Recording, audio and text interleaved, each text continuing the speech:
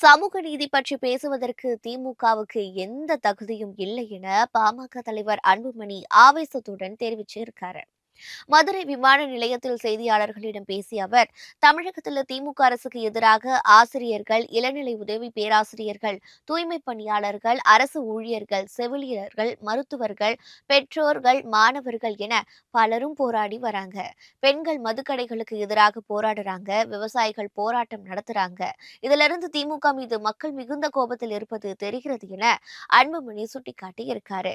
ஆந்திரா, தெலுங்கானா, கர்நாடகா, பீகார் போன்ற மாநிலங்கள்ல ஜாதிவாரி கணக்கெடுப்பு நடந்திருக்கும் போதிலும் தமிழகத்தில் அதனை திமுக அரசு செயல்படுத்தவில்லை என குற்றம் சாட்டிய அன்புமணி, சமூக நீதி பேசுவதற்கு திமுகவிற்கு தகுதியில்லைன்னு கடுமையாக விமர்சித்திருக்காரு.